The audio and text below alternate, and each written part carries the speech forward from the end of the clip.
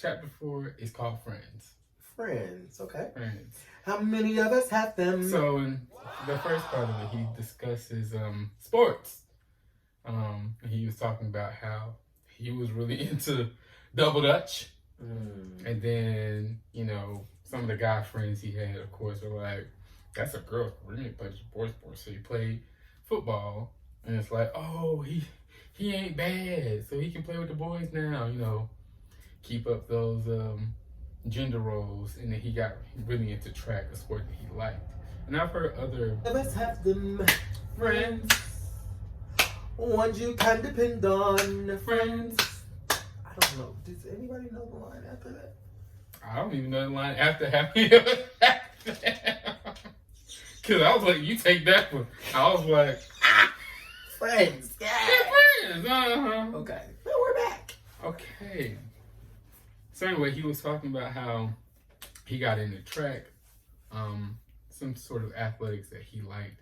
And I know a lot of gay men tend to steer away from more, gender role sports just because they have a lot of like that toxic masculine energy that it seems like it's coming from that sport. And it's not necessarily a sport, of course, it's the people, whether it's basketball or football, where it's like, oh, you got to play this. And it's like, y'all ain't got to be like that. Y'all don't have to give all of that energy. So, what did you think about it? How did you feel about sports for yourself, or when you heard his story about sports first, and then how it related to your own life? It was mainly a single parent household, and I had my mom and my sister, and my mom tried to make sure I played as many sports as possible. Same. And one of these sports was basketball, and I think I don't know if I tied it to the other one, the other chapter. But you're laughing because saying the story. My mom is a lovely woman who was at one point of a certain size, and really, and I say that, I mean, I love my mom down, so it doesn't even matter. And she was an active parent. Very active, but it's like, it doesn't even matter, like, just a parent and an adult versus a child in general. Like, if this happens, it's not going to turn out good. We were playing basketball, and she was playing defense, I was playing offense, I guess, and she tripped, and she fell and rolled over on me. He is out of here. And that kind of scarred me too. I'm like, I don't want to play this no more. Like, it was just me and my mom, and my sister came down there, and my sister, like, he is weak at me getting rolled over, okay? Flattened out. So, every time you say it, I just imagine your mom. Man. And it's like, she'd be like, oh, I'm so sorry. Oh, and to make matters worse, this was like a concrete top. I know. Y'all we was in the basketball. hood. But no, we was in the hood. It wasn't on like no wood floor or nothing like that. We're in the hood. Okay, so this was like outside. Man, I was just like, I don't play this no more. And then like getting older and seeing the boys play football, I was like, they're snaky. Like doing that type of work or that type of like labor activity, labor, if you will. Like, why is this fun? Y'all come in, y'all be stinking. So of course I had similar things. Like, I've gravitated, and I have also, so it's like I somewhat gravitated to some more feminine things, and maybe she helped me with that, or like unknowingly helped me with that. But like, I saw the things that she would do and say, and I was like, okay. And so if she played double dutch, or like, because I played, but I was not that great. Like the way that George is saying, I was not that great at double dutch. Now, just regular jump rope, I could jump rope, but double dutch, oh, I was that person getting the whips. Now I'll turn. Oh, I'll be your turner all day. Let's turn some rope. But jumping in, no. Like, why y'all turning that fast? Slow it down a little bit. Slow it down, please. But yeah, I can identify, and it was just always especially depending on the guys that was around you, like, is this person masculine? Is this person, and that kind of set the tone for like who to play with and who to be around and stuff like that, and stuff that go on playgrounds. But as you know, and as I may say or refer to later, my sister was the biggest bully. So I had somebody always in my corner, which I am thankful for, even to this day. Like, so, yeah. Well, as for my own experience, I mean, I understand his. I didn't have any older sisters. I'm the oldest child of all the children, all the cousins, except for like 2 older cousins on my dad's side. But I grew up mainly around my mom's family, and it was just me for a while, and there wasn't really anyone to find an example to follow. I just was around. And it was always, especially for like family events or if we would go visit someone else's family, it's like, okay, go play outside. And it's like, well, the boys are playing basketball. I'm like, I don't want to play basketball because I don't know how to play basketball well. I can't even dribble. I can't even do the thing through my legs. I don't think I can either. I tried for a while. I was trying to. Oh, I don't think I can either. Like my nephew can probably when they say I can learn some terms, but like they say break them ankles, he can break my ankles. I'm standing here. I'm sitting down looking at ankles break. I can't, and I'm so jealous. The geriatric one. So. Oh yeah, I was like, oh my god, how did you do that? Yeah. I mean, I can all day, but in terms of me, I can barely dribble a ball. I'll be like, yeah. Now I because my mom was the same way. She put me into soccer, football, baseball. She put me into things. Oh, my mom didn't do that. No, she couldn't afford it. I mean, she did when she could. I mean, and I would tell her, I'm like, I want to learn because I did want to learn, but I just did. I never felt in a safe enough environment for me to be like taught well. It was just like, you know, that all the boys doing this, and I'm like, I'm a different kind of kid. I need you to be a little more. Kind of boy. I need you to be more patient with me, and it was always too much, and I didn't have the personality to really go far with certain sports. So, like most of the gays, I went into the arts. We already talked about me going into music. I'm like, this is something I like, creativeness. I like music. I like singing. So that's where I landed. And I did marching band for maybe like 5 years.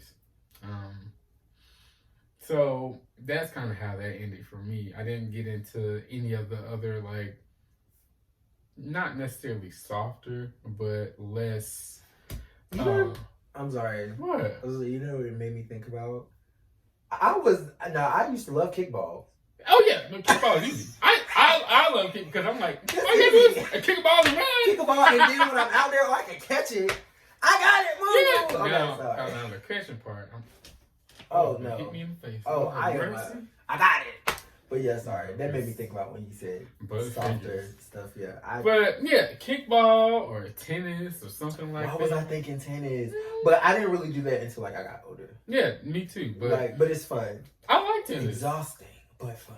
But I like that kind of work where it's like it's fun, but I get a workout. I'm like, this is my kind of thing. I mean, it might be like that for them, cis hets, but oh god, it's like that for the gays. I know a lot of gay tennis players. Oh no, but I'm saying like their sports that they play, like mainly majority. Basketball. Yeah, football. That is how they like that type of environment. And I'm like, ooh, it's for them. I watch. But then again, we have like players because I wanted to bring this up, like Michael Sam, because he was a player that came out while he was in the league. Was that mentioned in the book? I think I just wanted to mention Oh, okay, yeah. I don't know if he mentioned it. But just and kind of how his career went after he then came out, because I don't think he really hustled in football anymore. I mean, but I think it was also, which is funny that you say that, at least as I mentioned before, and here we go, coming back with the HBCU stuff. I mean, in that type of situation, and I guess it's because like there's a kindred spirit of like we have a similarity, or we have something in common. So I feel for you, and I feel like a lot of it like with Sam, it started to focus on like sexuality and not your talent. Yes, absolutely. And then the same thing, like I mean, and I'm not putting this out on anybody, but it's like a gay football player at a HBCU, and it's like that became a headline. It's like, why is this a headline? You know what I mean? Like, if you're a great player, it means nothing. Like, it should literally mean nothing because, like, the star of a football team could, like, have 10 girlfriends or 10 baby mamas, even if it's quote unquote in college or like Ocho right. Cinco. Yeah, that's what I'm saying. Like, they'll talk about it. None of that matters. Yeah, as much as like, oh, they like the same sex. It's like, you like to fuck men. Yeah. You like to have relations with men. Yeah. Well, this is not a kid-friendly channel. I know, but yeah, it's just. But again, it's just like none of that matters when we're talking about talent, and I just always feel like there's. But then again, clearly it does. Clearly, we as a society hold sexuality. Not saying it makes sense. I'm not saying it's reasonable. I'm just saying it does matter in how we view talent. Because people want to believe that gay people or people in the LGBTQ plus IA realm don't have the ability as a cishet person to then play these sports. And it's like, I don't know why. It is literally just who I choose to love, who I choose to be with. That is only the difference between you and me.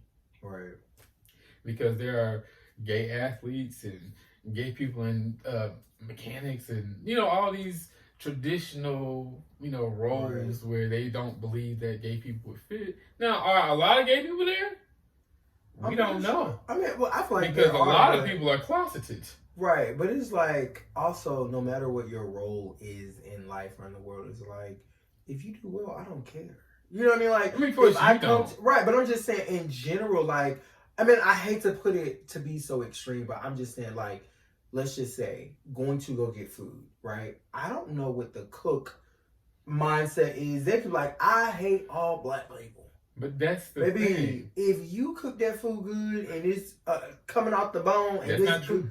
And if it's good, and but I'm saying if I don't know, if you don't know, it's the difference if I don't know, and it's just like I came here for this food. Yeah, like I came here for a service. I didn't come here for your opinion. Yeah, and that's what I'm saying. I don't care. Which, granted, that makes me think about when that news person said like "shut up and dribble," which again that's not the same thing, but it's still like I don't want to know what. You feel I mean, that's different. That's what I'm saying. That's different. But again, when it's in the whole realm of like my sexuality, anyone's sexuality is like because in the context of "shut up and dribble," they're saying, all we're looking at you. Yeah. We're not thinking of you as a whole person. We don't think you have views politically or care about any of that. When you're talking about patronizing business, it's like I came for the food. I didn't come to hear if you like me or not. Right. I mean, if you tell me, then I would do something with that information, like you said with Chick-fil-A, because you'd be like, I'm not doing Chick-fil-A. I don't eat there, but I am of the opinion that Chick-fil-A has the best fast food chicken. To me, I love their chicken when I would eat there, but I don't frequent there. Yeah, I got turned on by all that from someone I dated, and you just being like, so it's been some time since I've had some Chick-fil-A. I mean, to each his own. I mean, I just know what. Now, there are some gays that don't care. Yeah. Oh, yeah. Absolutely. But that's what I'm saying. To each its own. And that's really just how the world turns. So, I know what I do and same. But, back to the book. It's very interesting because even as children, or children in general, like, they have... And when you think about like this, I want to say the secret life of children. Like they have this world and this like structure of like what's right and what's wrong, but then also where do they get that from? So they have to be influenced by some way. But at the same time, that was my phone. But at the same time, like it's just fair to George as they were growing up. Like they didn't necessarily know. It's just like I don't feel like I fit in. But was the other thing I was talking about. Oh, I was gonna say, but the nice thing about George's upbringing was, as they mentioned, like they had family, and I don't want to say cared enough, but like had family that didn't care about any of them discovering who they were. At the time, it was just like we play football on the weekend because we're family, we love each other. But it came into other spaces. Yeah, it came into other spaces, and it was like something that George could pull from. It was like, oh, I'm kind of familiar because I've had this practice. I can do this. But yeah, I have not. Yeah, I didn't have that. But I was also gonna bring up that point you just said of us being in places or in spaces where we don't even feel that there's enough safety or comfort to, because there are a lot of people that are a part of the Rainbow Crew that like basketball and football, but never had the space to feel like they were allowed in that space to perform. Or it's just also like, I mean, it's that, and it kind of, again, my mind always runs everywhere. It kind of makes me think about like when people go to the gym. You know what I mean? Like sometimes it's like you have the people that are like pro level, like, oh, I know how every machine works, I know how to do this. And then you have people that are coming to the gym that like may not feel as comfortable, like they don't even want to be at the gym. They don't really need to go, or they want to go, they have the desire to go, but it's like, I don't feel comfortable if I do go. I know how to turn that treadmill on, I'm gonna walk on the treadmill. I can work this stair stepper. Yeah. You know what I mean? I can do that, but strength training, I don't feel comfortable. Or there's people there that's waiting, like, how many reps? What's that? You know what I mean? It's the same, right? I'm just trying to do, I think I'm doing it right. And it's almost the same thing like that with like people of the Rainbow Society. It's just like, sometimes we don't even feel, and I get it, like, I feel like my experience was a little bit different. And really it wasn't until I got to college and I was a part of different organizations. Which was like, where you felt you were at a place where I'm going to express myself as I do. I mean, express myself somewhat, but I'm saying like a safety to learn. That's what I'm saying. Like sometimes like I can't even learn it. That's what I was saying. And you're around people where you can also be who you are, and they care. Like, and they care to explain. It's okay. Right. And it's just like, oh yeah, this, and mind you, half the people was like, I don't know what's going on either. So it was like we were learning, but we were just sitting there cheering on people. Don't know what's going on. Yeah. I remember cheering the wrong thing. I was like, oh, we're not on offense. Now we're on defense. I mean, so you know that meme of Beyonce, she's like, you know, it's just like, oh, what's going on? Yeah. So I mean, but like you said, it's being in that space and given that opportunity or autonomy to just be like, I don't know what's going on. I want to know what's going on. And then someone being happy to help. So yeah. Well, that is it for chapter 4, Friends. And I guess we didn't really talk much about Friends. We talked about sports. Oh. I mean, we can if you want. I mean, it was the name of the chapter, and we didn't really even go because he also talked about how he was friends with those girls, and well, you know, I mean, he was friends with that other guy. I was gonna say we could but I was like, if you wanted to discover just like a little bit, so I don't think George tapped too much into, and this is my mind just going outside of what was written and just trying to understand deeper.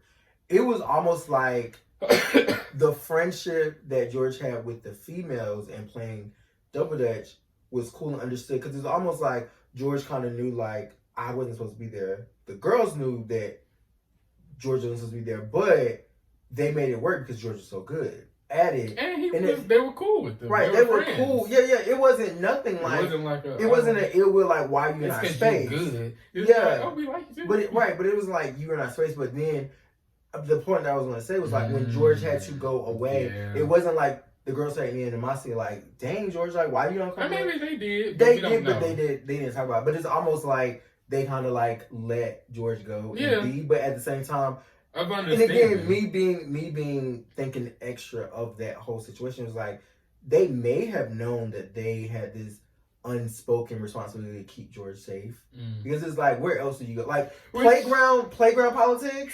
But that goes into a whole other conversation of just the weight and pressure that we put on girls and women, to take care of. And again, not even saying that they knew what they were doing at the time, but they know, but they just probably recognized it. Right, but they probably recognized like, this is a little boy that doesn't necessarily fit in with. We don't really see a lot of boys playing this game with us. Right, and we don't know if the nuance of that. That's what I'm saying. Like, playground politics is like it's a lot. Like Youngster here, you know what I mean? But it's still like an idea of like George is so good that okay, you could come over here. He was just consistent enough because he wasn't good at first, as he said. Oh yeah. He was like, I didn't know how to go in, like you were talking. But about. It also felt comfortable to be that free with this group of people versus football. Even though George knew how to play, he just didn't want to play with them. And I mean, he did, but it's just he had to do that for, like you said, the playground politics of it all. Because it's like the reason the chapter is called Friends is because his friend approached him and was like, "Hey," and I'm getting strays. Yeah, I'm getting strays. They're talking about you, and now they questioning me, and I'm low key. And I mean, I don't know if the friend said it, but it's like, of course I'm taking up for you in the moment that you're not there, and that's a friend. It's like, I don't know. But my thing is, it's just like, but especially with adulthood, it's like, so and so said this. But what did you say? Yeah, you was in the circle, and you felt comfortable. They felt comfortable to talk about tell all the mess. Talk about me around you, and you my friend. Them? What did you say? So again, and there we go. Politics of at least, and again, this is just pulling these ideas of like what could have, because again, like the friend was like, I'm gonna come tell you what they're saying. And again, like I said, I felt like the friends was like, I'm catching strays because I ain't got with you. And that's the thing. It's like him feeling the pressure as a child to even have to conform outside of himself, because it's not like he wanted to go play football. He just felt like he had to save face. Right. And I'm like, I've been in situations like that where it's like, I can't do all that because, it's going to look a certain way, even though I am a certain way. Right. But that comes with consequences that I wasn't open to dealing with. I still do that. Yeah. Because the way that things are perceived and may look is like, I want to do things a certain way. Yeah. And again, and I'm learning through life to be just as I am, unapologetically. However, it's still a process of undoing all of that. Whether it's shame or like saving face for someone else's opinion, judgments of others, or whatever we think in our heads that people are thinking about us. Because we've heard countless stories of people that are like us or in our community that have been harmed or unalived, as the people like to say these days. And again, that even goes back to the power of friendship. Like, and not saying that these are always happening when people are alone, but it's like sometimes when you don't have your friend there or a friend. Look at here, because I know we're talking about All Boys Aren't Blue by George M. Johnson, but you seen Moonlight? Oh, yeah. So there's a scene in Moonlight where the friend beat up the other friend, I think, right? Because he was trying to save face. The friend was trying to save face because the people thought that the dude was gay, which he was. But it's like, y'all are bullying him because of his sexuality. A situation that he's just like, oh, no. I'll play football. Not saying he thought that was going to happen, but it's stuff that people like us have to think about. Right, and I was going to say, pause, we could also review that if you want. Scene by scene. But, I agree. And that's the thing, like, baby George at the time, young George was like, I'm going to help my friend. That's what I'm saying. It was almost like a give and take. It was like, you thought enough of me, because again, I already identified with you as a friend, and you thought enough of me to come and let me know what these people are saying behind my back. But then I also got to step up for you, and I'm going to come and show them, like, and for myself, right? For myself, and advocate for myself first. Because I don't think at the point he was really thinking about his friend. He was like, I just know what to do in this place. Right. Because he was like, I wasn't picked first, but I was good enough to never be picked last. Woo. Everybody can't say that. Yeah, I can't say that. I just didn't even put myself in the mix because I didn't want to be picked. Yeah, I've been picked last or almost last before, and it's like, whatever. I'll keep score. Yeah. I don't want to play anyway. Yeah.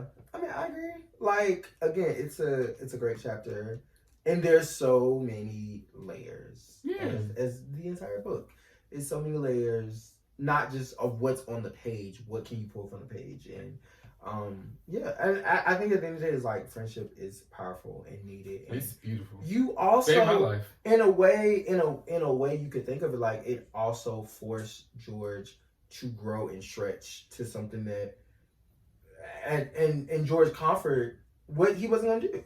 Like in that moment, baby George, that little boy was not gonna do that. If he could have played. If that little George could have played Double Dutch into the end of the school year, he would, and not be bothered about it. Right. It was like nobody's talking. They were already at the top of the hill. Because I'm like, why are y'all worried about me anyway? Right. Think about it in that aspect. Like, it's also friendship will make you do that. Friendship will make you grow and go some places. And also, like I said, in the safety of. Because even though George didn't talk specifically about all those girls or the girls that they were around after or during recess, it was like George specifically pointed out that one friend that came to him after or during recess and was like, you gotta play football, versus all those friends, and which again, it's a level and quality of all these friends that are important. So that's what I'm saying. It's like protection in one side, and then it's like, okay, I'm gonna stretch you and make you or that's encourage you. It's like, it's not that I'm not saying the guy friend was bad, but it's more of like teaching him how our world works. Mm-hmm. It's not necessarily fair, but this is just how it is here. You may continue to play Double Dutch, but that may make your life a lot harder here because of how your peers feel about you doing so. And there are a lot of people I know that are just, I don't care, I'm gonna do what I want to do, that's fine. Right.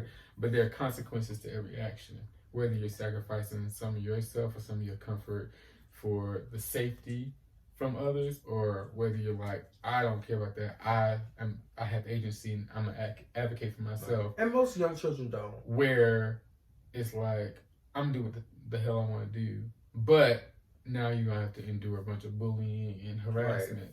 Right. Because I'm like, there are lots of people in the rainbow community that have had to like change schools or move cities just because of discrimination and bigotry. Mm-hmm. So it's one of those games of give and take because, again, whether we like it or not, we live in this world. And we can say all day, oh, it'd be just great. People not doing that. They're just not. So what are we doing about that fact right now? Because all we can do is inform and educate more people about being okay with people being different. So that's chapter 4, friends, from All Boys Aren't Blue with George M. Johnson. Stay tuned for chapter 5. I'm Jeremy. And I'm a King. And this is the Cute Boys.